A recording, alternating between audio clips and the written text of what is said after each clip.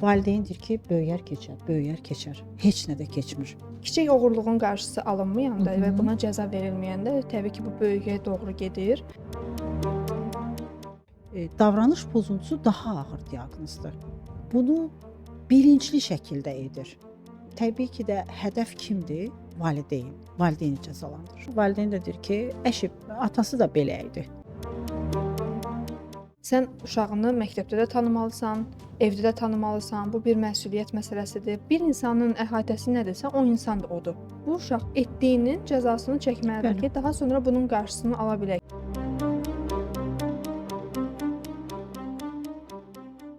Hər vaxtınız xeyir olsun, dəyərli izləyicilərimiz. Psixoanalizdəyik, maraqlı bir mövzu ilə qarşınızdayıq. Bugünkü mövzumuz davranış pozuntusu və sonrakı fəsadları. Zəhra, xoş gördük səni də. Salam, xoş gördük Heyran. Həmişə olduğu kimi, bu gün davranış pozuntusunu biraz fərqli aspektdən, psixoloji olaraq, analiz edəcəyik. Davranış pozuntusu deyiləndə daha çox hiperaktivlik, bir uşağın özünü, dəcəllik etməsi, yaxşı aparmaması nəzərdə tutulur, amma əslində bu deyil. Bunun daha doğru psixoloji, analitik rəylərini birazdan verəcəyik. Cəmiyyət olaraq biz bir dəcəl uşaq görürüksə, belə deyək də, çətin tərbiyə olan uşaq görürüksə, hər zaman böyüyər keçər deyə üstündən ötürük bunun. Amma biz onun sonrakı fəsadlarını nəzərdən qaçırdırıq. Bir sual vermirik ki, bu qədər antisosiallar, bu qədər asılılıqları olan insanlar, bu qədər narkomaniya, bu qədər içki, bu qədər fəsadları çox görsənən insanlar hardan qaynayır çıxır? Təbii ki də kökündə davranış pozuntusu dayanır. Biz baxsaq, biraz dərinə getsək görəcəyik ki, davranış pozuntusu necə bir ailədə, hansı bir ailənin məhsuludur desək, təbii ki də orada bir disfunksional ailəyə girmiş oluruq. Necədir, nədir bu ümumiyyətlə disfunksional ailə? Az sonra sizlə bunu müzakirə edəcəyik və təbii ki də oradakı fəsadları görmüş olacaqsınız. Həmişə sən deyirsən, məsələn, narkomanların belə bir sözü var ki, uşağım hansısa bir kruqa düşdü, ona görə narkoman oldu və yaxud da ki, siqaret alətçisi, digər, alkoqolizm məsələləri və sair. Bunlar, kruqa düşdü, uşaq belə oldu. Daha sonra özünü, birdən-birə itirdi, hansısa bir fikir çəkdi, dərd çəkdi, depressiyada oldu, ona görə içkiyə qoşandı və sair deyilir. Amma bu uşaqlarda, bu insanlar birdən-birə 25 yaşında gəlib alkoqolizmdən əziyyət çəkmir. 30 yaşında, narkoman olmur. Bu uşağın əvvəldən davranışı var, siqnallar ötürülür. Sadəcə biz olaraq, düzgün siqnalları görmədiyimizə görə, onu düzgün şəkildə yorumlaya bilmədiyimizə görə, daha sonrasında bu fəsadlar özünü göstərir. Amma davranış pozuntusu deyiləndə niyə böyüyəndə keçər, uşaqdır, dəcəldir, hamı uşaq olub, hamı kimsə döyüb, söyüb, nə bilim təhqir eləyib. Hətta, ailələrimizin əksəriyyət uşaq söyəndə, ona gülür. Bir də Hətta deyir. xoş gəlir. Qonaq Belə də deyər. qarşısında deyir ki, bir də deyir, "Keçən dəfə nə deyirdin? Kimi söyürdün sən? Sən kimin balasısan?" Yəni bu kimi ifadələr istifadə olunur və uşaq da öz-özündən belə qürur duyur ki, "Gör mən necə ailəmin üzünü güldürə bilirəm." Bunların üzərindən keçirir. Daha sonra bir şəxsiyyət olaraq formalaşanda bu insan kimisə təhqir edəndə, özündən böyüyü saymayanda, özündən böyüyə cavab qaytaranda deyir ki, "Sən tərbiyəsiz uşaqsan, özündən böyüyə cavab qaytarırsan." Axı bu əvvəldən siqnallar var. Bir vaxtlar niyə uşağa gülürdünüz, indi amma həmin insanı, xaric edirsiniz? Bunun ilk olaraq fəsadlarını deyəndə nəyi nəzərdə tutulur? Davranış pozuntusunu biz, nəyə görəndə həyəcan təbili çalmalıdır bir valideyn və uşağı psixoloqa aparmalıdır ki, mənim uşağımda bu əlamətlər var, qoy qarşısını indidən alım. Əslində həqiqətən də, yəni baxanda biz görərik ki, 3-4 yaşdan sonra baş verir bu. Eee, və valideyn bunu görməzdən gəlir. Daha dərinə getsək görərik ki, davranış pozuntusunda olan uşaqlar, bayaq dediyim kimi destruktiv və disfunksional ailənin məhsullarıdır. Hansı ki, ya baxsaq görərik ki, ata ilə ana yola gedə bilmir, ya biri boşanmış ailədir, ya biri məsəl üçün dünyasını dəyişmiş bir insandır və yaxud da orda nənə-baba bir, belə deyək, avtoritet rol oynayır. Belə, bu formada. Yəni, uşaq da təbii ki də, ortada qalır. Və narkomaniyanın kökünə də baxanda elə eyni bu sadaladığım şeylər bundan qaynaqlanır. Əslində ya sosialdır, ya psixolojidir, ya da genetik bir faktdır da biz faktor olaraq, dəyərləndirir bunu, psixiatriya və psixologiya narkomaniyada. Və təbii ki də bir 85-90% həmin o davranış pozuntusundan çıxan uşaqlardır. Çox vaxtı qarşı durma, qarşı gəlməklə də bunu qarışdırır hətta psixiatrlar və psixoloqlar. Bəzi məqamlar var ki, məsəl üçün düzgün dəyərləndirmədə ümumiyyətlə bunu baxmaq lazımdır ki, davranış pozuntusu daha ağır diaqnozdur. Çünki əgər zərər verirsə, zərər vermə dediyim nədir? Təbii ki də bir tutaq ki, pişiyi yandırır. Bu qədər çox rastlaşmışıq yəni. Elə indinin özündə də məsələn narkomaniya ilə belə deyək, o pasientlər arasında baxanda, yəni keçmişində pişiyin quyruğunu yandırırdım. Qonşunun çəpərini yandırmışdım. Atamın maşınını qaçırtdım, divara çırpdım, yandırdım. Bu kimi o qədər şeylərlə rastlaşırıq və valideyndir ki, böyüyər keçər, böyüyər keçər. Heç nə də keçmir. Əksinə daha da üstlənir, daha da çoxalır. Və bunun fərqini qarşı durma, qarşı gəlmədən baxanda görərik ki, qarşı durma, qarşı gəlmədə bu sadaladığım fəsadlar yoxdur. Eynən davranış pozuntusuna oxşayır. Amma yandırmır yəni. Davranış pozuntusu yandırır, cəza verir. Sadəcə bir məqam var. Bunu bilinçli şəkildə edir. Bilərək edir və təbii ki də hədəf kimdir? Valideyn. Valideyni cəzalandırır. Son dönəmlərdə qarşımıza çıxır pişiyə təpik atmaq, pişiyi vurmaq, nə bilim, hansısa bir heyvana zərər vermək. Daha sonrasında hətta uşaqlarda biz görürük, nənəni, babanı döyür, əlini vurur. Yəni bu insan daha sonra qab-qacaqları sındırır evin içərisində və bu uşağı biz psixoloqa aparmaqdansa, böyüyəndə keçəcək tərbiyəsizdir, nənə-baba yanında böyüyüb deyə belə olub deyə diaqnozlar qoyuruq və bu uşaqlar daha sonrasında deyir ki, hə müdafiəni öyrədir. Öz-özünə müdafiəni öyrədir. Yanlış bir stereotipdir bu. Bir uşaq özünü qorumaq üçün hansısa əşyalardan istifadə edir. Kiminsə, məsələn, bağçalarda biz bunu görürük daha çox. Autizmə aid olan, daha sonra digər psixoloji problemləri olan uşaqlar başqa bağçalarda yetişdirməlidir. Yəni özlərinə məxsus bir bağçalar olmalıdır. Xüsusi qayğıya ehtiyacı olan uşaqların özünə məxsus bağçaları var, amma o uşaqlar daha sonrasında əgər adi bağçalara gedirsə, burada davranış pozuntusuna əziyyət çəkən uşaqlar varsa və o uşaqlar və bu uşaqlar daha sonra digər 10 nəfərə zərər vurduğu halda xüsusi qayğıya ehtiyacı olan uşaqlara aid olan bağçalara yerləşdirilmir və digər uşaqlara da fəsad yaradırlar. Onların da psixologiyalarına təsir göstərirlər və valideynlər bunu doğru şəkildə algılamırlar. Yəni mənim uşağımın digər uşaqlardan fərqi nədir deyə narazılıq bildirirlər. Və biz həmin uşaqlara çox təəssüf ki, davranış pozuntusuna əziyyət çəkən uşaqlara düzgün şəkildə yardım edə bilmirik bir psixoloq olaraq. Çünki valideyn bunu qəbul etmir ki, mənim uşağımda bu göstəricilər var, bu uşağın psixoloqa ehtiyacı var. Belə deyəndə nənə-baba deyir ki, o vaxt bizim dövrümüzdə psixoloq var idi. Uşaqdır, sonradan düzələcək, böyüyəndə düzələcək. Mənim uşağımın heç bir şəkildə psixoloqa ehtiyacı yoxdur. Mənim uşağım dəli olmayıb ki, onu aparasan hansısa bir psixoloqa. Çox da sapa-sağlam uşaqdır. Sadəcə 1-2 dəfə söyüşdən istifadə edib, döyüb, vurub. Odakı bütün uşaqlarda dəcəllik var da, böyüyəndə düzələcək. Sanki bir toplum olaraq çox şeyləri görməzdən gəlməyə alışığıq. Məsələnin əslində kökü bilirsən hardan qaynaqlanır? Zəhra, bunu sən də yaxşı bilirsən. Mənim uşağım olmaz. Mənim uşağımda, məsələn, bayaq dediyin kimi psixoloqa aparmıram. Bəyəm mənim uşağım dəlidir ki, mən onu psixoloqa aparım. Burada məsələ mənlə bağlı olan bir şeydir. Mənim uşağımla bağlı olan bir şeydir. Çünki biz cəmiyyət olaraq, toplum olaraq hər zaman hər şeyin üstünü örtməyə, gizlətməyə daha çox meyilliyik. Təəssüf olsun. Və təbii ki də işləyəndə, çalışan zaman, məsəl üçün, o narkomaniyadan əziyyət çəkən uşaqlara da baxanda çoxsunun heç ailədən kənar bibi, xala, əmi, dayı, heç onlar bilmirlər, məsəl üçün. Tutaq ki, reabilitasiyada müalicə alır, amma ətrafından gizlədir. Valideyn olaraq ona elə gəlir ki, heç kəs bilmir ki, onun uşağında bu fəsad var, narkomaniya var, içki var, qumar var. Amma yenə də deyirəm, o özü elə bilir. Amma ətraf hər kəs bilir. Hər kəs o fəsadları görür. Bəs yaxşı, sual versək, bu qədər antisosial, bu qədər psixopat hardan qaynaqlanır, hardan çıxır? Yəni çünki zamanında düzgün şəkildə ölçü götürülməyəndə.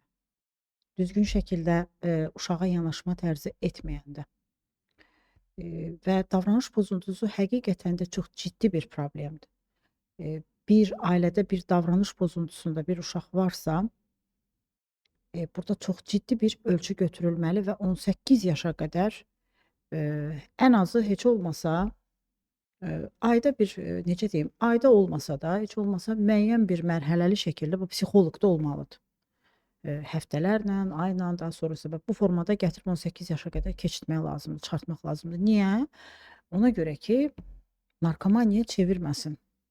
Davranışlarına baxanda yenə də çox zaman, məsəl üçün, hansı həyat tərzi sürən insanlardadır bu?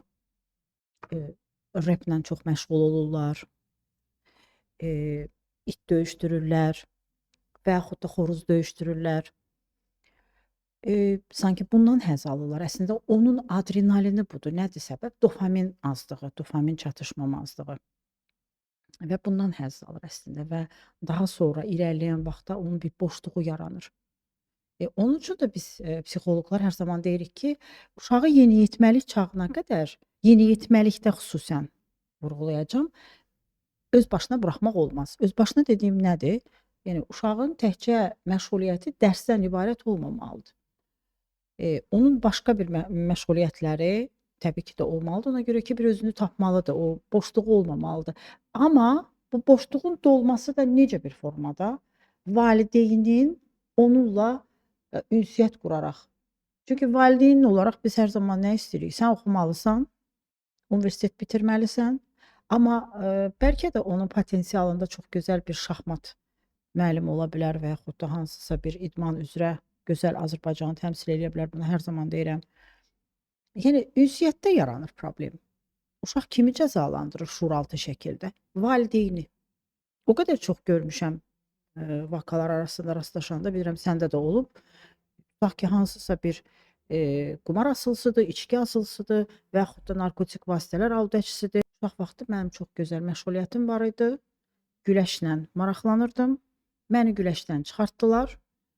Bizim nəsildə güləşçi yoxdur. Sən oxuyub ali təhsil alacaqsan.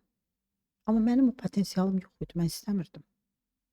Baxın, yəni bir uşağı həqiqətən də danışaraq onun hansı potensiala malik olduğunu nə zaman öyrənə bilərik? Valideyn öz övladı ilə düzgün şəkildə ünsiyyət və bağ qurduğu zaman.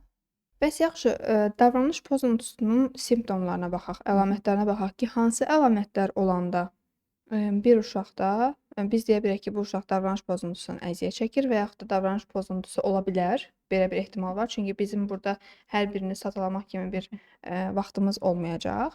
Sadəcə təbii ki, bu 3 və yaxud da 4 davranış əgər bir valideyn uşağında görürsə, ən azından bir psixoloqa aparmalıdır.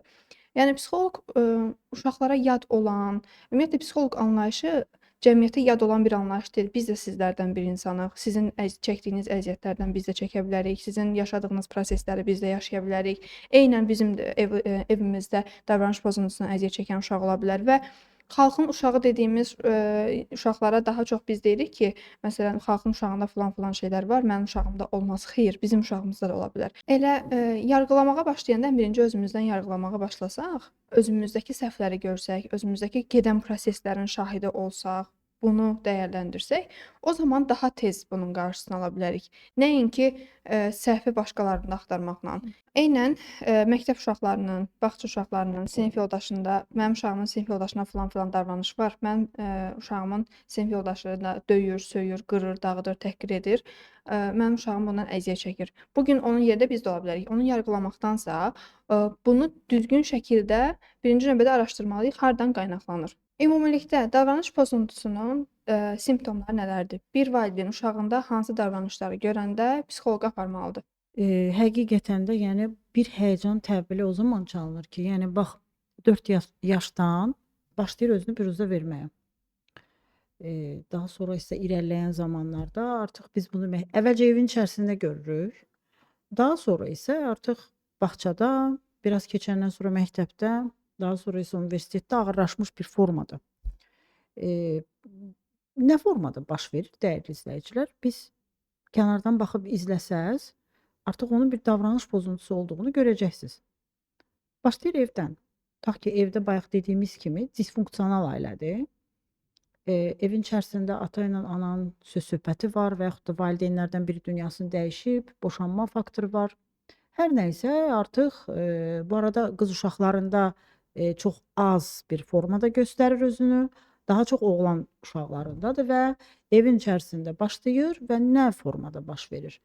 Oğurluqlarla kiçik-kiçik və yaxud da, evdəki əşyaları, gizlətmək, yandırmaq, dediyimiz kimi heyvanlara xəsarət vermək əgər varsa, məktəbdən qaçır və, 2 məkan var. O 2 məkandan birində, sərgiləyir öz davranışlarını, dağıdıcı davranışlarını. Bu ya məktəbdir, ya evdir. İkisi bir arada olmur. İkisindən birini seçir. Bu arada hiperaktiv olurlar. Çox zaman hiperaktivliklə də bunu belə deyək, qarışdırır psixoloqlar. Amma hər, hiperaktiv uşağa davranış pozuntusu qoymaq düzgün deyil. Ona görə ki, hiperaktivlik özü ayrıca bir sindromdur. Amma davranış pozuntusunda uşaqlar tutaq ki, məktəbi seçir. Nə edir? Məktəbin şüşəsini sındırır, müəllimə xəsarət verir, hansısa bir uşağın, sinif yoldaşının, bir əşyasını götürür, oğurlayır, sındırır. Xətər yetirmək, xəsarət vermək. Baxsan ki, bundan bir həzz duyur. Və belə-belə valideyn də deyir ki, əşi, atası da belə idi, əmisi də belə idi, filan kəsdə də bu var idi və hansı ki, bu keçmir, get-gedə erkən yaşda cinsi münasibətlə tanış olurlar, çox-çox erkən yaşda. Misal üçün, bir 13-14 yaşda, hansı ki, genital mərhələni, psixologiya nə zamandan götürür? 18 yaş kimi götürür. Amma burada erkən bir cinsi münasibətdən söhbət gedir. Bir 13 yaşında, 14 yaşında cinsi münasibətlə tanış olur. Daha sonra isə, təbii ki də siqaret araya girdi. Siqaretin də bərabərində içki varsa içki, narkotik varsa narkotik, qumar varsa qumar. Bu formada artıq dağıdıcı davranışlar sairə və sonrakı, vəziyyətdəki artıq göz önündə. Nə qədər biz, bunu cəmiyyətdə müşahidə etmiş oluruq. Kiçik oğurluğun qarşısı alınmayanda Hı və hı. buna cəza verilməyəndə təbii ki, bu böyüyə doğru gedir. Daha sonra biz nə görürük daha çox narkomanlarda? Əgər valideyn ona Hı pul hı. vermirsə, nəyisə ala bilmirsə, Bəli. evindən oğurluq edir. Artıq elə bir hala gəlir ki, evi əşya ilə dolu bir, ailəsi olan, evi olan bir insan 4 divar arasında qalır. Sadəcə 4 divardan ibarət olur və bunu daha sonra, biz, bu proseslər getdikdən sonra, Bəli. psixoloji olaraq dəstək aldıqdan sonra ondan dərk edir ki, hə mən nə etmişəm? Mən nələrin fərqində olmamışam və bunları necə etmişəm? Burada da yenə də 50% həmin insandadırsa günah, 50% də valideynlədir. Çünki bunu uşaq əgər özündəki davranışı bilmirdisə, buna ad qoya bilmirdisə, valideyn buna ad qoymağı bacarmalıdır. Valideyn uşağını müşahidə etməyi bacarmalıdır. Çox vaxt uşağın davranışı haqqında deyəndə ki, məlumat ver, uşaq özünü necə aparır, nə vaxt yeyir, nə vaxt içir, kimlərlə dostluq edir, nə vaxt şəhərə çıxır, çölə çıxır, oynayır. Valideyn bunun haqqında %20% məlumatlıdır, digər tərəf yox. Uşağım məktəbdədir, bilmirəm ki, nə edəcək. Mən uşağımı sadəcə evimdə görə bilirəm, müşahidə edə bilirəm. Xeyr, valideyn olmaq elə burdan gəlir əslində. Sən uşağını məktəbdə də tanımalısan, evdə də tanımalısan. Bu bir məsuliyyət məsələsidir, bu bir, olunmalı olan bir davranışdır. Biz təbii ki, uşaqların arxasıca bütün günü gəzə bilmərik. Təbii ki, onun davranışlarından sorumlu ola bilmərik. Amma ən azından bir xəbərdarlıq oluna bilər. Ən azından bir, özündən gizlin. Mən hər zaman valideynə demişəm, burax çıxsın şəhərdə oynasın, o dostları ilə bərabər olsun. Amma sən ona hiss etdirmədən, yəni o Müşahidə güvənsizliyi etməlisən. ona yaşatma, amma müşahidə edə bilərsən. Bəli. Kimlə oturur durur, necədir onun ətrafı, hansı insanlarla takılır daha çox gün ərzində. Bir insanın əhatəsi nədirsə, o insan da odur.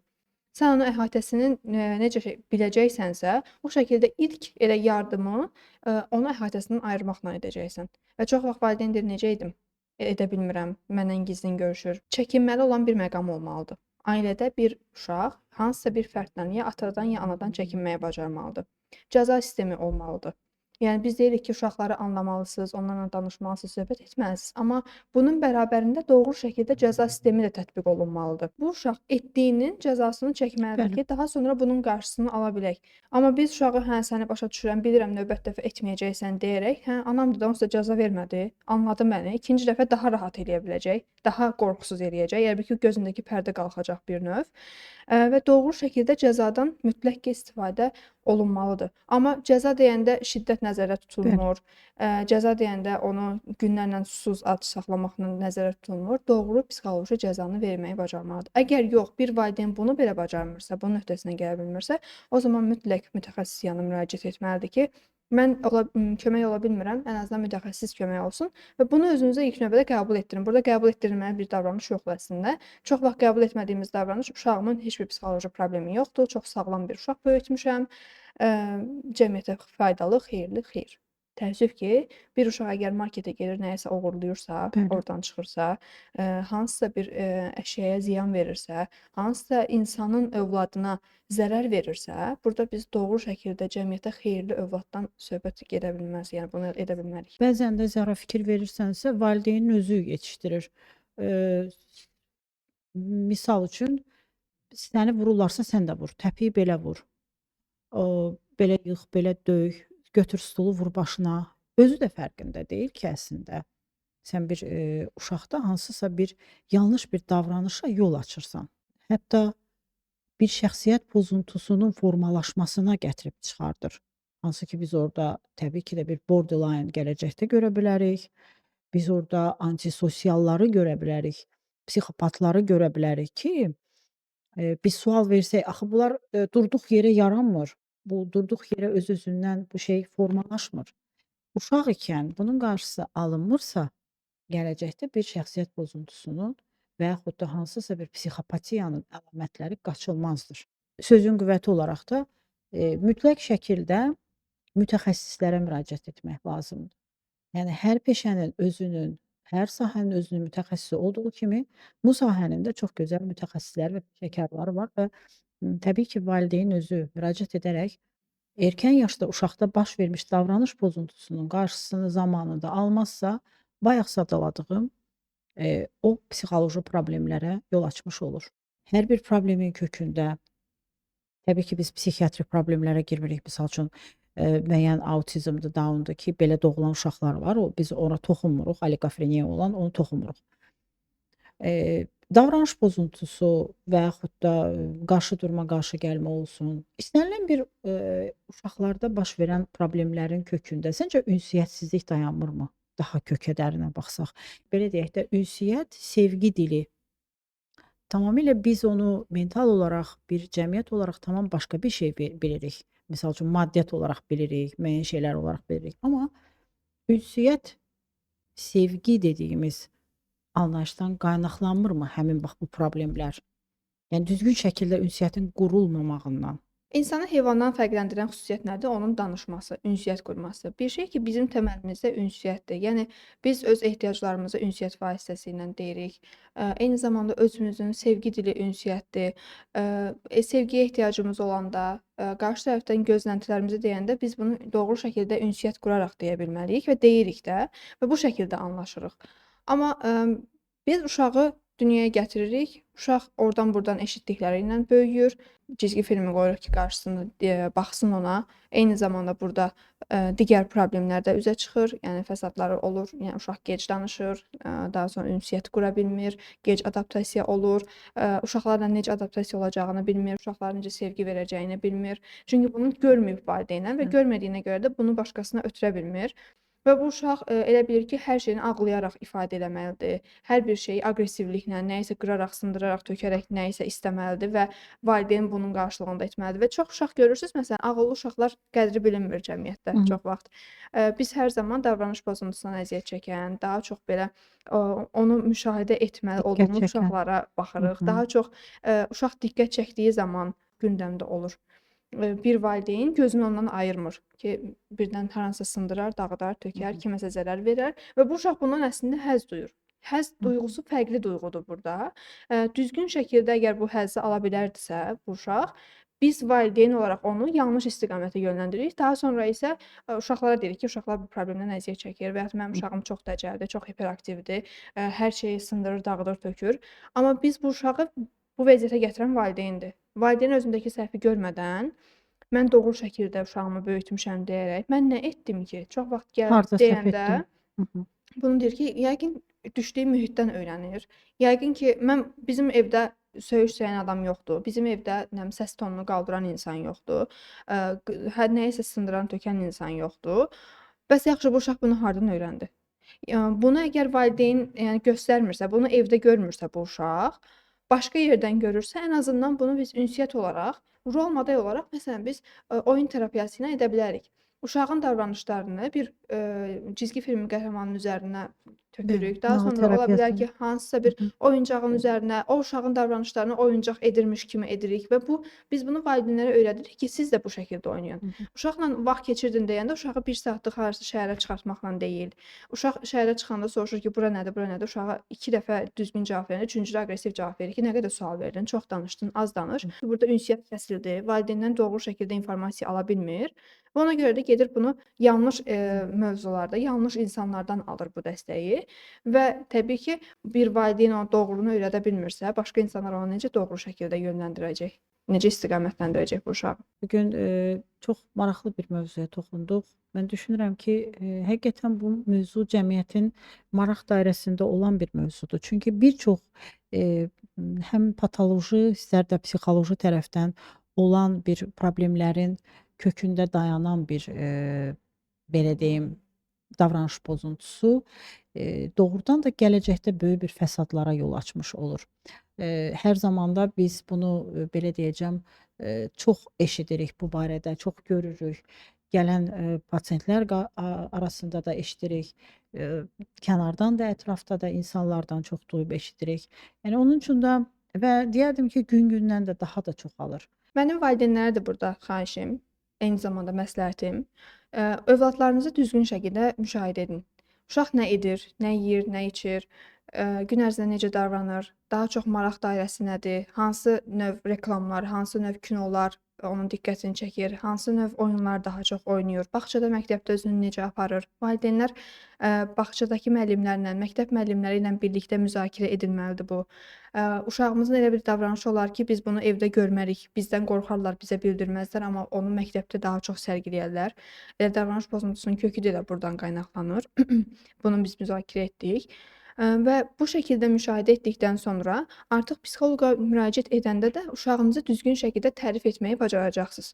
Düzgün şəkildə uşaq haqqında informasiyanı verdikdən sonra psixoloqun da diaqnostikası nəticəsində düzgün bir yol ala bilərsiniz. Uşağınız haqqında düzgün informasiya verərək və psixoloqun da diaqnostikası nəticəsində siz övladınızla bu prosesi daha da sürətləndirə bilərsiniz. Bu müalicə prosesini daha da sürətləndirə bilərsiniz, daha tez nəticə ala bilərsiniz. Təşəkkür edirəm Heyran bu mövzunu irəli sürdüyünə görə. Çünki ən azından bir narkomanın, bir psixiatrik problemi olan insanların, borderline şəxsiyyət pozuntusunun, digər şəxsiyyət pozuntularının bir növ qarşısını ala bilərik bu mövzuları müzakirə edərək və artıq inanıram ki, valideynlər həyəcan təbili çalacaq ki, mənim uşağımda hansı davranışlar var və mən kimə müraciət etməliyəm. Mən təşəkkür edirəm Zəhra ki, həqiqətən də çox yararlı bir veriliş oldu və burada sən demişkən insanlar özü üçün bir ölçü götürər. Bugünlük də bu qədər dəyərli izləyicilərimiz. Daha hansı mövzuları səsləndirməyimizi, daha hansı mövzular barədə danışmağımızı istəyirsinizsə bizə yaza bilərsiniz. Təşəkkür edirəm, sağ olun.